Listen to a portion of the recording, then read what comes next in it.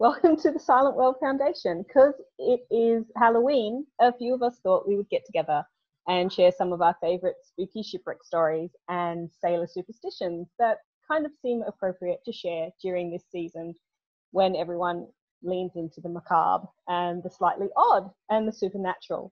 So our two speakers today are Renee and Kieran. Hello. Hello. Hello. So, Renee, what do you know? What's your experience with supernatural, or what's your interest in maritime creepy stories? Okay, yep. I'll be, there's lots of stuff to really boggle the mind in terms of supernatural stuff that happens around the maritime world, I think. But today I'll be doing a story that kind of is a little bit of a warning about leaving behind shipwrecked sailors. Try saying that quickly. Yes. Shipwrecked sailors. Well, see, how did you do that? So you did pretty well. 5 years of speech therapy. There you go. That's what it is. And I won't even try and say shipwrecked sailor without having to slow it down really long. Which is a great time for Kieran. Tell us a bit about your experience with supernatural sailors or shipwreck sailors. Well, the story I'm going to tell today is all about, first of all, it's a love story. It's a love story about how the Australian National Maritime Museum developed this amazing relationship with the Silent World Foundation.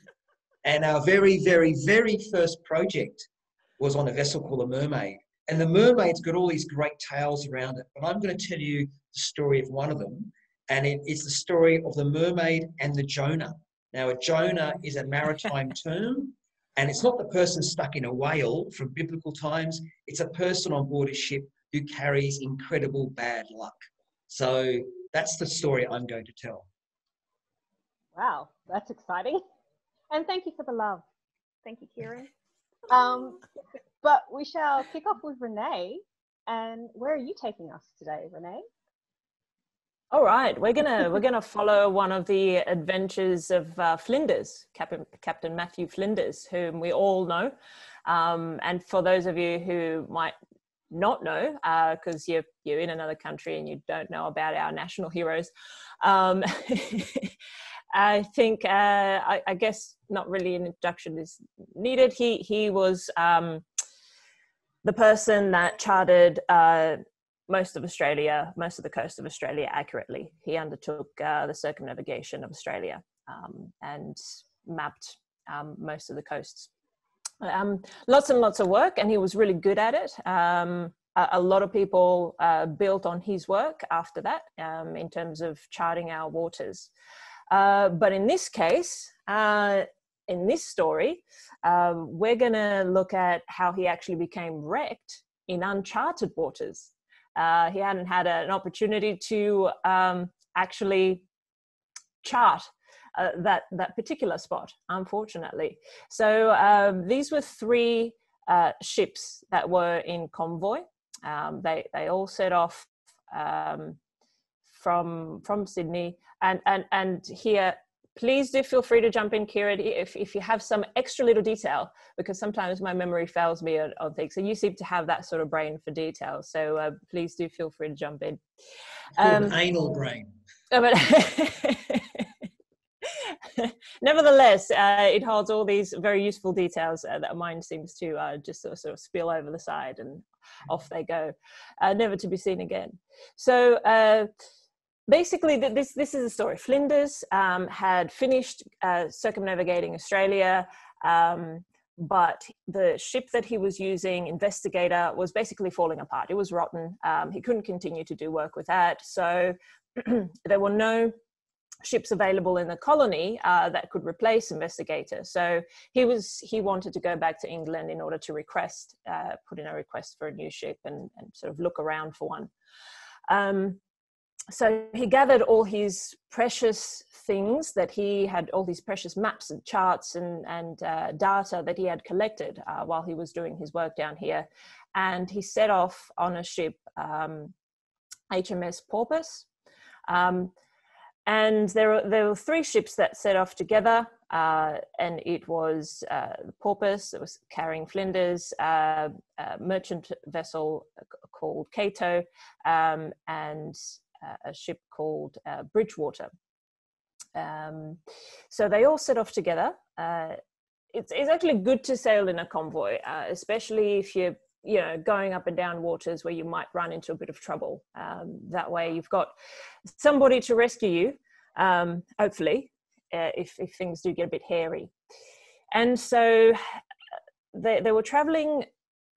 What we have in Australia is the inner route and the outer route at the Great Barrier Reef. So if you can imagine the coast of Australia, and then you've got the Great Barrier Reef running along a little bit further out, obviously, if you're looking at it from above, say from a satellite.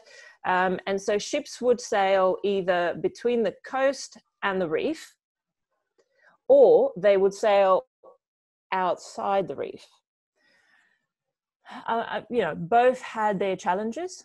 So in this case, these 3 ships decided to take the outer route.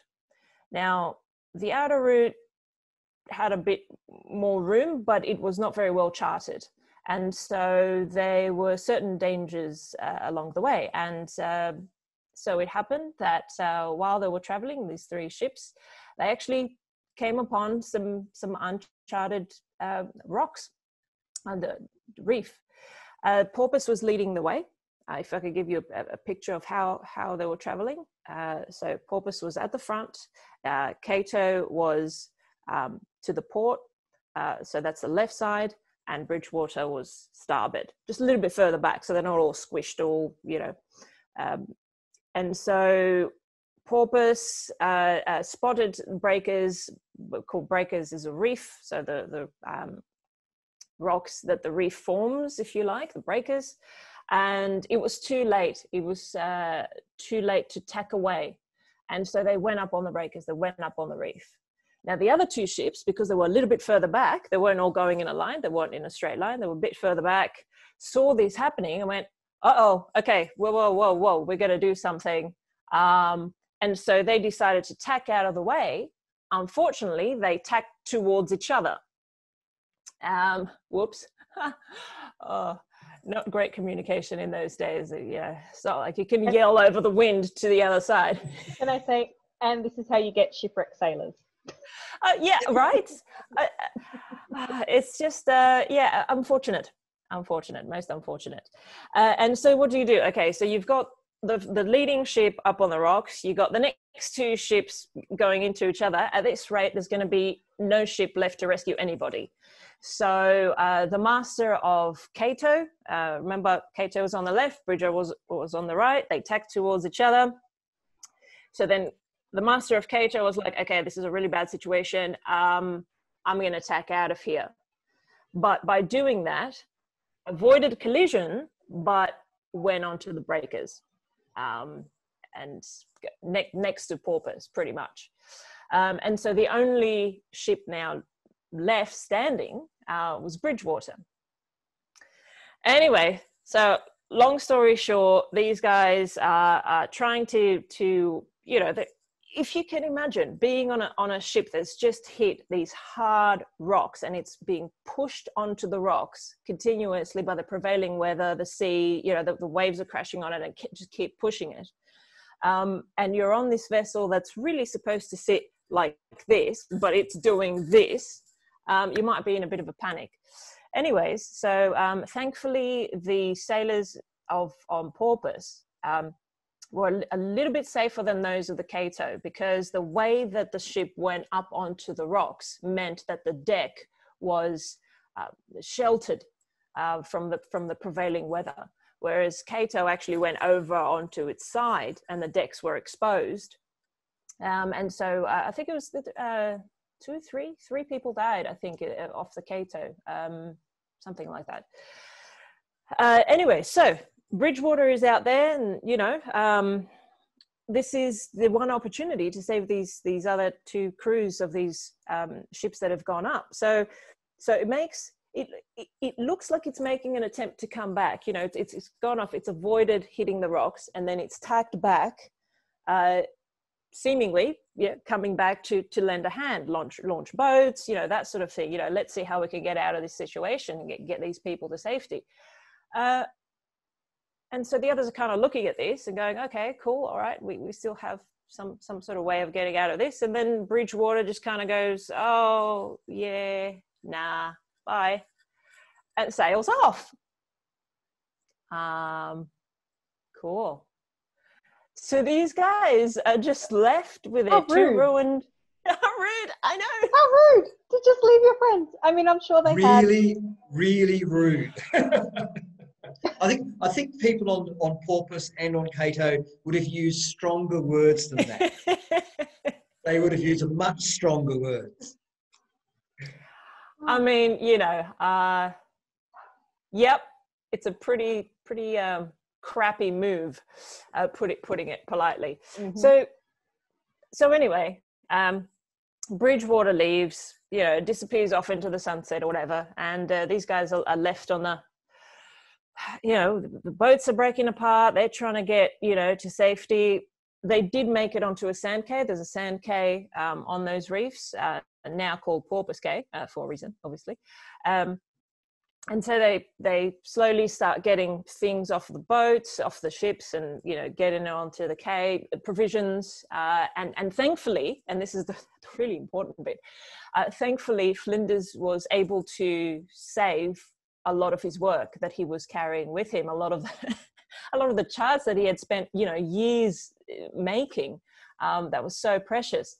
A few were waterlogged, and I think he was carrying some like specimens, like botanical specimens. I think they were lost. He was carrying really cool stuff. Yeah. He was carrying a whole pile of botanical specimens, but also on Cato was Australia's very first coal export. They mined coal in 1803 at Newcastle. They shoveled 20 tons of coal on board the Cato, and off it went, and it got wrecked on Porpoise Cay. And so even when you dive the site today, you'll see blocks of Newcastle coal sitting on the seabed as remains of the shipwreck. Brilliant. Dear, that's unfortunate, but also really, really cool for us. Able to see the very first export out of Newcastle. That's amazing. So thankfully some things were saved, other things not so lucky, but the really important things in this case, thankfully Flinders was able to salvage. Anyway, so we'll just leave the story of the survivors there for a minute. So what happened to Bridgewater? Like what were they thinking? What were they doing? Okay, so they sailed off. Yes, where did the betrayers go? Indeed. So leaving their friends high and dry. Well, not so dry. Yes, very wet. Waterlogged. Indeed. Waterlogged. Stranded. Indeed. On a sand cay. In the open ocean, like no shelter. Can you imagine? It'd be like middle of nowhere. For a bad pun, you could say they ghosted them.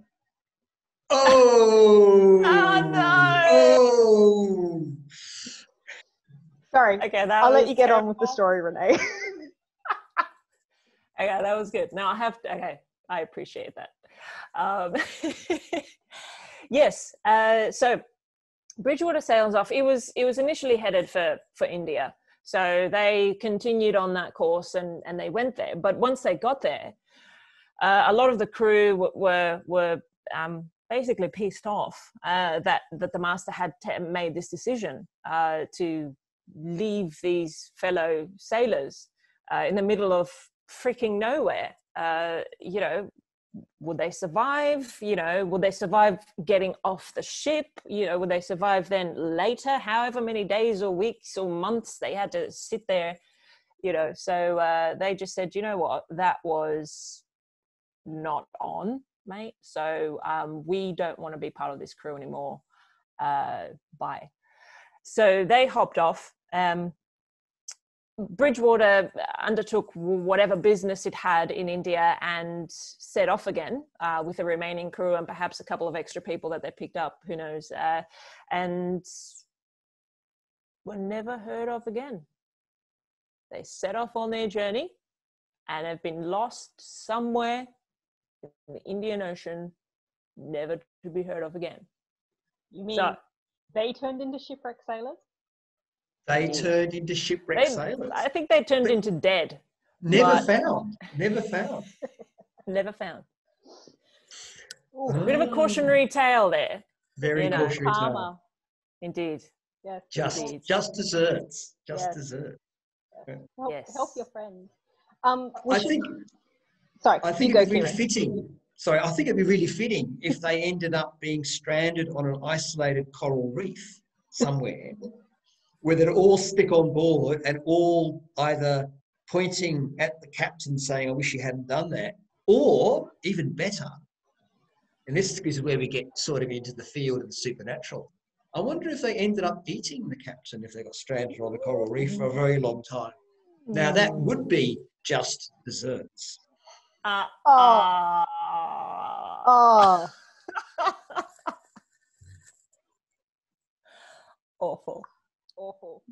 No. We should probably point out Silent World, in collaboration with the museum, did actually visit the sites of the Porpoise and the Cato, didn't you? Yes. Before my time, unfortunately. But yes, Kieran was there and were able to have a look at both the sites. Isn't that right? Yeah. Yeah, we looked at Porpoise and Cato, and we also looked at another site. Funny enough, Flinders named these reefs because they're named, as Renee was saying, the reefs weren't named; they're totally uncharted. And so Flinders, after he hit the reef, he thought, "What shall I call these reefs?" And he called them wreck reefs, which makes perfect sense. And then about 20 years later, another ship called the Mahayaka pranged on top of Porpoise Cay. So you have the Cato, and then about 300 metres you have the Porpoise, and about another 300 metres you have the Mahayaka. And they're all in a row on this one bit of reef. So it's really quite amazing. And they all scrambled ashore, the survivors all scrambled ashore on Porpoise Cay. And when you visit Porpoise Cay today, you can still see bits of the survivors' camps amongst all the mutton birds and the booby birds and all that sort of stuff as well, and hermit crabs. So it's quite an amazing place when you visit this tiny little sand coral cay specky thing out in the middle of the Coral Sea, and there's 3 shipwrecks and a whole pile of shipwreck stuff sitting in the shallows. It's awesome. Cool. So, did we want to, jumping on from that, go to Kieran's tale of the mermaid? I did have one more. You have one more thing? I did have one more thing to say. Yeah. When Flinders was wrecked, so was his cat Trim. I don't know if you all know, but Flinders had a cat. He's a cat person.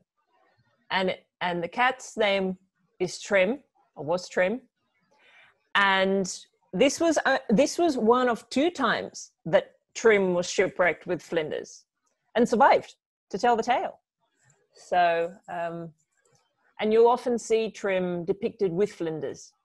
If you ever see a statue of Flinders, you probably see Trim somewhere nearby.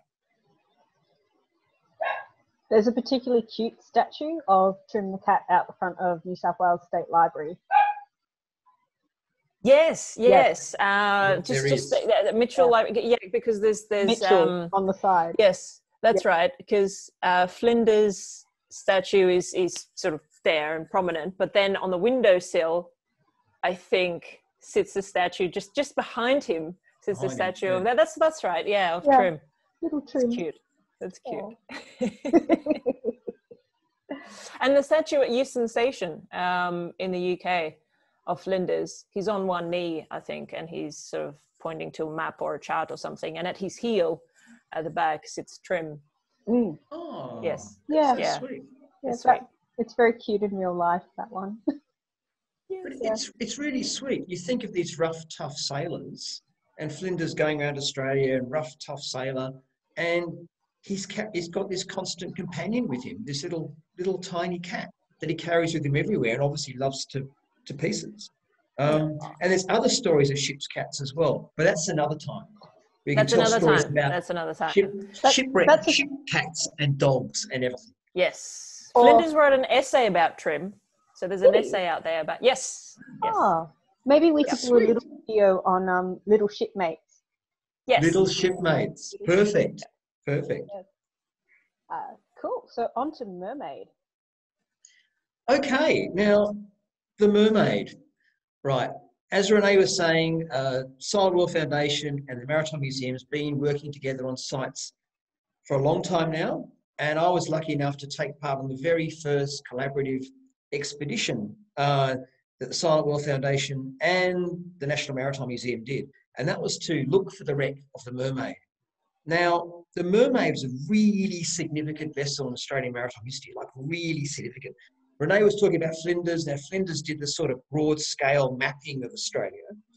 Now, he left a lot of gaps, little gaps everywhere in the charts. And so the Mermaid, under a guy by the name of Philip Parker King, came along and he filled in all these gaps. So this vessel's tiny, tiny. It's only 60 tonnes. It weighs a couple of metro buses, size, and only about 18 metres long. And it circumnavigated Australia at least twice, possibly 3 times, under Philip Parker King. And it did all these voyages in this most remote parts of the world, did all these amazing voyages and never had a problem. Never had a problem. Philip Parker King, great guy. Move along a couple of years and Mermaid is still in government service. And by that time, the New South Wales government had established all these little tiny ports all around Australia to stop the French, those nasty French, from coming in and taking over the country, blah, blah, blah. Anyway, all these little forts and posts all around the countryside. One of them was called Port Raffles. And so the governor of New South Wales in 1829 said, okay, we don't want Port Raffles anymore. No, I'm going to send the Mermaid up the coast through the Great Barrier Reef, send it up there and tell the guys at Port Raffles that there's no need for Port Raffles anymore and abandon the settlement and come back down to Sydney. So he sent off the Mermaid, this little tiny vessel, and he gave the command to a bloke called Captain Nollbrow. Really weird name. But anyway, Captain Nollbrow, he was the guy in charge, and he had another guy in charge within Port Hastings. And so Nollbrow was given very strict instructions. As Renee was saying, there's 2 ways up the coast of Australia in the 19th century. There was the inner route and the outer route. Porpoise and Cato were wrecked on the outer route. Now, the Mermaid was told, the captain of the Mermaid was told, remember that, don't use the inner route because it's dangerous. Use the outer route. For some unknown brain snap reason, Nollbrow decided to ignore all that and decided to use the inner route. So this guy was chugging along up the inner route, doing everything wrong.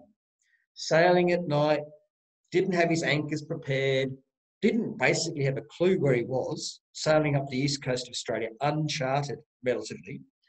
And then he struck the reef south of Cairns, totally unnamed reef, the uncharted reef, and immediately, like a lot of other mariners before him, decided to control the situation by getting pissed.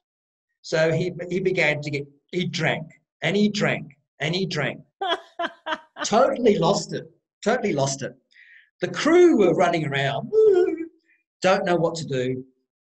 Chief Officer Hastings stepped in, realised that Nollbrow was a total waste of space, and took over command of the vessel. So he tried to do the right thing and all this sort of stuff, and he tried to kedge the vessel off the reef, which means throwing in an anchor and trying to pull the Mermaid off and all that sort of stuff. Did not work. Poor old Mermaid stranded on the reef top. Couldn't get it off. So eventually, 3 or 4 days passed, and they tried to get the vessel off. Didn't work. They realised they had to abandon ship. So they loaded the totally drunk Nollbrow into the ship's launch. They loaded the rest of the crew into the ship's launch, and away they went, chugging up the east coast of Queensland, rowing, sailing, doing all that nautical stuff, up the east coast of Australia. I don't know why they didn't sail back to Sydney. Maybe the winds were against them or something. But anyway, they decided to sail up the east coast of Australia. 14 days later, 1829, totally isolated coast, they came across another ship, also on the inner route, a vessel called the Swift Shore. And they went, oh, Lords be praised, we're rescued, we've got to get food. Remember, they've been stuck on these tiny boats for 14 days. Fantastic, rescued at last. They got on board the Swift Shore, much bigger ship, 300 tons, rescued by the crew, very, very grateful. Inebriated Nollbrow, no doubt he'd run out of booze by then, was thinking there's more on board Swift Shore. Hastings, trying to do his good bit, trying to tell the master of the Swift Shore that it wasn't his fault, that it was all Nollbrow, the drunk's fault, all that sort of stuff going on. Got on board the Swift Shore 18 hours later. Just 18 hours later, sailing up the east coast of Australia, boom, Swift Shore's wrecked on another uncharted reef on the Great Barrier Reef. Freaky circumstances. What the hell is going on here? 18 hours later. Oopsie poopsie. Yeah. Whoopsie. Yeah. And so they loaded the survivors of the Mermaid, the survivors of the Swift Shore, into the Swift Shore's boats, and off they chugged up the east coast of Australia, heading towards the tip of Cape York. This is where the things get a little bit weird and spooky. If you read some accounts, not many, some accounts, it's a happy ending story. They all get taken up by another vessel called the Resource, rescued by the Resource. The Resource sails around to Port Raffles, and they're all happy and all cheerful and all that sort of stuff. Other accounts, however, say that they were rescued by another vessel called the Comet. And this vessel existed. We know it existed. The Swift Shore survivors, Mermaid survivors got piled onto the Comet, and the Comet sailed up the remaining bits of the Great Barrier Reef up the coast, and it struck an uncharted reef. We now call it Asheville Reef, but then it was unknown. Big thumping reef near the entrance of Torres Strait. Comet went up, bang, another wrecking. And so we've now got the wrecked survivors of the Comet, the Swift Shore, and the Mermaid all bobbing around in boats around the Torres Strait, bobbing around. If you read the same account, they were picked up by a convict ship called the Governor Ready. Now, the Governor Ready loaded Swift Shore, Mermaid, and Comet survivors on board the Governor Ready and decided to take them to Port Raffles. Remember, this is the port that the governor in England, in New South Wales said, we don't need any more. No one ever goes there. And so they all loaded on board the Governor Ready, all of them, sailing up, went past Murray Island, sailed through Torres Strait, heading towards Port Raffles, which is on Coburg Peninsula near present-day Darwin, and the Governor Ready is wrecked. So we have four groups of survivors on the Governor Ready wrecked. They get picked up by a vessel called the Resource, and the Resource comes into Port Raffles, and everyone goes, be Jesus, we're survived, all this sort of stuff. And they disperse. They disperse from then on. So the Governor Ready survivors go off to India. The Comet survivors, I don't know where they ended up. But anyway, the two groups, the Swift Shore and the Mermaid, get on board the Resource, and they decide to sail back to Sydney. Now, logically, if you're at the top end of Australia, logically, you would sail back to Sydney, probably the shortest route, but really there is no short route. So they sail back to Sydney via Western Australia, the Swan River Colony. So they sail from the top, where Coburg Peninsula is, Darwin is, they sail all around the West Australian coast, back to WA. And this is 1829, so if this European settlement in Western Australia, in Fremantle, only just happened. They didn't even know it was there, probably. They just saw smoke on the 1829, really, really early. They wouldn't have heard. They sailed all the way around, arrived at WA, got another vessel, which took them around the bottom of Australia, around the bottom of Tasmania, and then up into Sydney. So you have the survivors of the Mermaid and the Swiftsure eventually, a year later, get back to Sydney and tell their tale of a drunken Captain Nolbrow. And there's an inquiry into this, all this happening, and it made the newspapers, lots and lots of newspapers, as you can imagine, full of it. Hastings tried to be the hero of the hour, and Nolbrow defended himself, but he disappeared in the colony before the verdict was read. We don't know what happened to Captain Nolbrow. He just disappeared. And so we then have this whole story about the 4 groups of survivors and shipwrecks all fighting amongst themselves, who to blame. And all we do know is that Nolbrow, his report, his records are marked by the government scribe, never to be employed again. But we don't know what happened to him. Just in one of those mysteries of the sea, goes away, gets lost into the thing. Now, we have to understand now that lots of stuff in the press at the time saying who was to blame for this.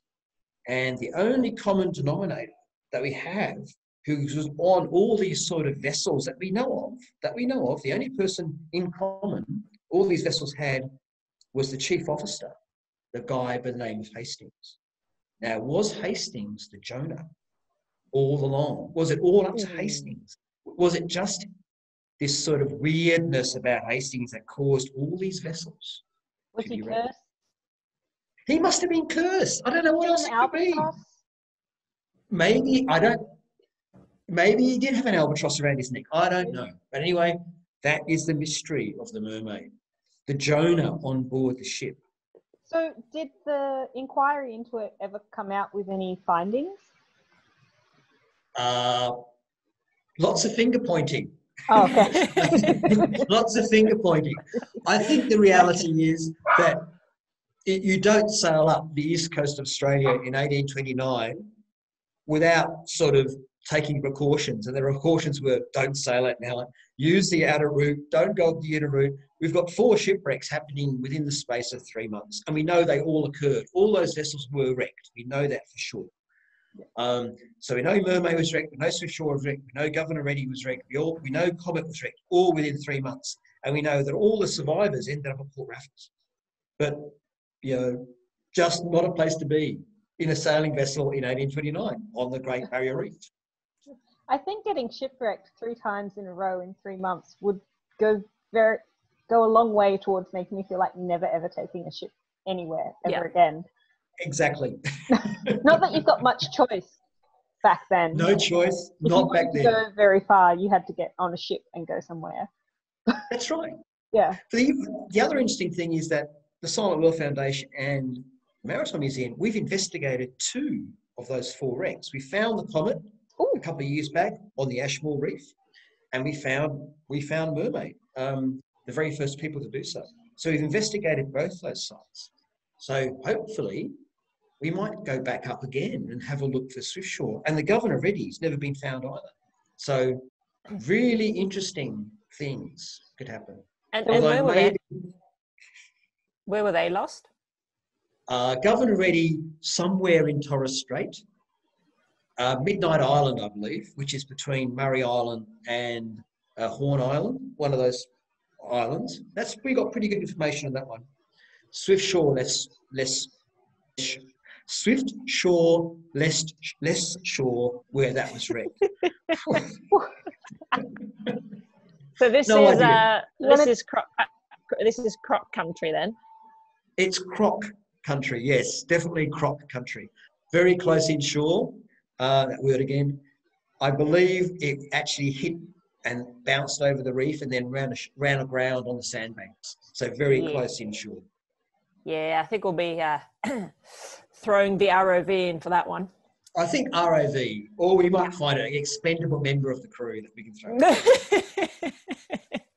Ouch. Ouch. I would say all of the crew is essential. Indeed. Yes, definitely essential. Everybody is essential. Just no one called Jonah. Just make sure we don't have anyone called Jonah on those trips. Yes. No. Maybe we should have a cat called Trim. Just poor thing, you know, Trim got shipwrecked twice, and, you know, by the end of it, it was just kind of like, yeah, because Flinders then, yeah, once he, when they were wrecked on wreck reefs, they basically took one of the boats from the ships that had survived and was in good nick, and he set off with one of the captains of one of the other ships and some of the crew, and sailed back to get help from the mainland. So eventually he did that, and he came back with like 2 or 3 other ships to pick up these people that were shipwrecked there. And then one of the ships that he was on board for the rescue continued on, and it was supposed to take him across to England, so he can finally get there with all his charts and things, and you know, request another ship to come back and do it all again. Well, why would you? But there you go. But on the way there, when they stopped at Mauritius, because he was part of the Royal Navy, an officer in the Royal Navy, captain. So France and England were butting heads once again, as per always. And yeah, they detained him, kept him there, said he was a spy and he was not allowed to leave. Kept him on the island for 7 years, something like that. Yeah, and, a long time. Yeah, and in that time he lost Trim. So he, I don't know, lost Trim somewhere on Mauritius after going through, you know, sailing around the place and getting shipwrecked. So Flinders thought, and he puts these thoughts on paper, that Trim was enjoyed as part of a meal by some French, cut up and cooked and eaten. But yeah, we like to think that perhaps Trim had enough and was like, look, mate, we had a great run, and, you know, we've been wrecked a few times, we've been through some stuff, but I think I'm good now. I'm just gonna chill out. This is a pretty all right island. I think I'm gonna just settle here and make a life for myself. And yeah. So there you are. Maybe Trim found a French companion. After many years at sea, decided to settle down and like the French accent. Yeah. With a beautiful French cat. Lady cat. Lady cat. I prefer that over the Trim with somebody's dinner. Yes. Yeah. Maybe Poor Trim Trim. could have descendant kittens still around Mauritius. Oh, that would be lovely. It'd be very lovely. It would be nice. Little Trimettes. Trimettes. So thank you very much for your great ghost stories. Just to finish off, what's your favourite little superstition related to sailors and maritime-ness? Wow. Oh, There's that's always like asking who's your favourite kid, you know, like that's... I don't know. There's so many. There's like never have bananas on board a boat, and you think why? I've never worked that one out, other than the fact they go off and they smell. And the other one is because they spoil other food, don't they? Like if you put bananas close to other food, like fresh food, they ripen it really quickly, don't they? That's true. Yeah, maybe that's Yeah, that is. I've always wondered about that. Thank you. I've always wondered, and it makes sense. It makes sense. And the other one is never sail on a Sunday. That's supposed to give bad luck. And there's cases. I can remember another vessel that we worked on called the Royal Charlotte that we also found with the Silent World Foundation. Thank you, and the National Maritime Museum. Plug. The Royal Charlotte sailed on a Sunday. And the crew refused to sail the ship. And so there was a mutiny on board in Sydney Harbour, on board the Royal Charlotte. They said, we're not sailing. It's a Sunday. We're not sailing. We're not going to sail this day. And so the vessel was sailed out of Sydney Harbour using the passengers. The officers and the passengers sailed the Royal Charlotte out of Sydney Harbour. And then the crew took over on the Monday. They didn't sail the ship on the Sunday. The crew took over on the Monday, but Royal Charlotte was wrecked on the very same voyage.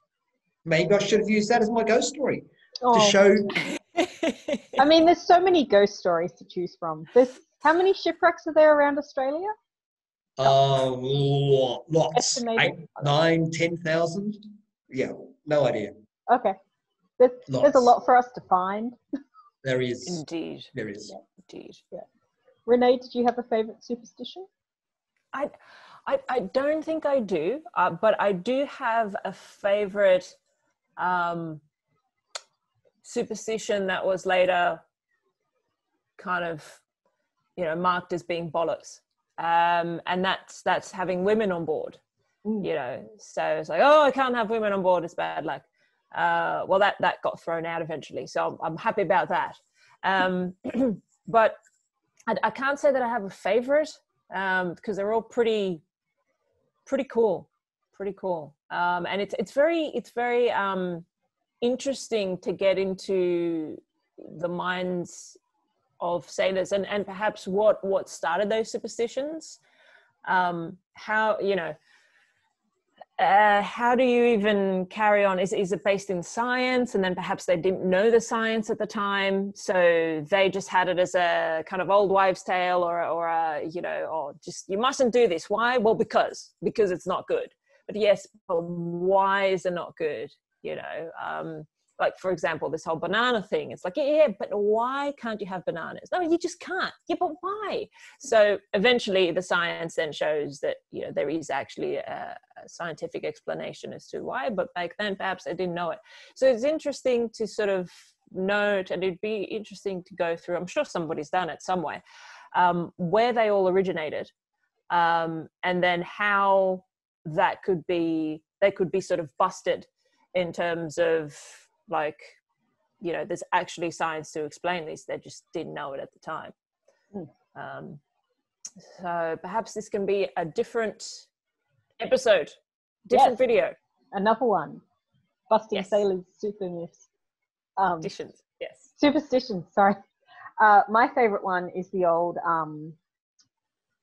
now the rhyme's gone out of my head. The, red sky at night, sailor's delight. Red sky in the morning, sailor's warning. And I think it comes from, as you say, that thing of, like, clearly enough people sailed to work out there was something to do with weather systems and different signs in the natural world of what could be good and what couldn't be good. But I read an article a few years ago in Signals, which is the National Maritime Museum's magazine, and I think it's on the blog as well. I'll double check. If it is, I will put the link in the description. But a guy retired from the Bureau of Meteorology in Australia was debunking that myth, or looking at it. And he basically came to the conclusion that in the Northern Hemisphere, the myth, actually the rhyme worked because of the barometric pressure and whatnot. But then when the sailors were in the Southern Hemisphere going around Australia, the myth is actually inversed. But you have all these sailors in the 18th and 19th century, and probably even early 20th century, sailing according to European law, basically. And like, red sky at night in Australia might not be quite as good as it is when you're leaving the Channel in the UK.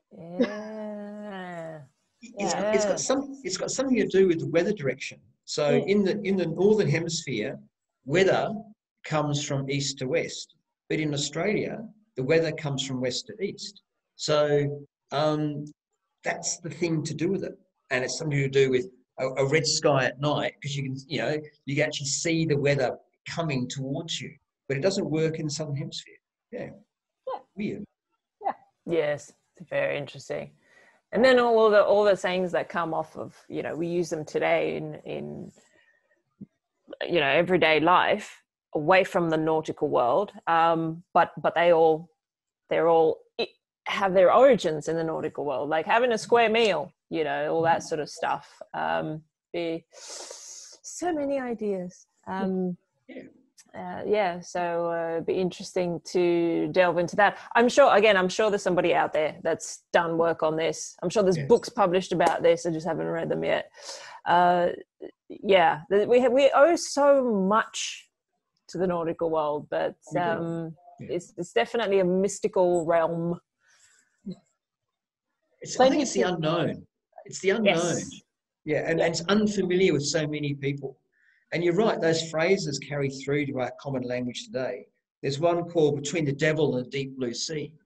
And, you know, when you're stuck in a hard place sort of thing. And the devil is actually a term for a plank, a deck plank on board a wooden sailing ship. And it's the devil plank. And the devil's plank were very hard for carpenters, shipwrights to cut, hence the name. It's all jaggedy edges like this. Really hard work. And it's basically the final plank of a vessel before you hit the bulkwork, before you hit the side of the ship. And that's why it is. Between the devil and the deep blue sea is that tiny little gap between the devil plank and the water. And it's a really hard bit of engineering, timber, carpentry work. And that's where the term comes from. But we use it now for when you're in a really tight, hard place or a really difficult decision. We use it for that term. Yeah. Love it. Love it. Love it. Well, on that note, I think I shall leave you guys to go and do some trick-or-treating, COVID-safe trick-or-treating. Of course. Yes. And I think we should get together again sometime and go through some more superstitions. Fantastic. Sounds good. Cool. We shall prepare. Cool. Shiver me guys. timbers, and see you soon.